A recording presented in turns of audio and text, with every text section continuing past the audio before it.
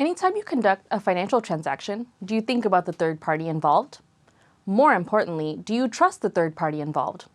When a bank makes a loan, do the depositors have a say in where that loan goes? When you send a Venmo payment, a financial institution sits between you and the person you are sending money to. How do you know they will actually send the payment? Much of the financial services industry currently includes a centralized party or a middleman, and the cost of transacting with these financial intermediaries has not changed in a long time. The DeFi, or decentralized finance movement, aims to disrupt these incumbent financial intermediaries by removing the centralized party. With the DeFi market reaching an estimated $90 billion in its brief existence, it is a potential threat to traditional finance as we know it. Through this method of finance, you can lend, borrow, earn interest, trade, and even buy insurance.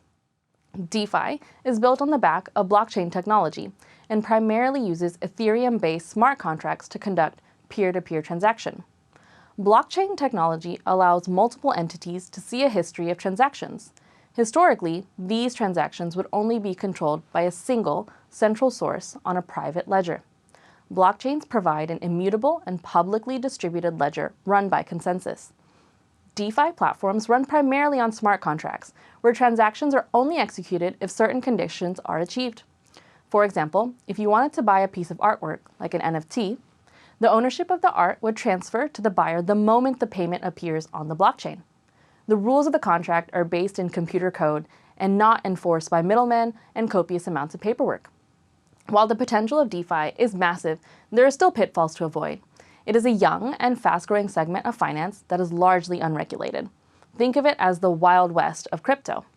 If your bank fails, it likely has deposit insurance, and you will recover some, if not all, of your money.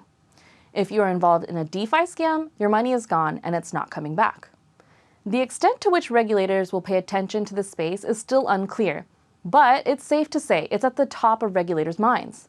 Is there a good way to implement rules designed for centralized intermediaries to a decentralized market? Will DeFi still be decentralized if it's regulated?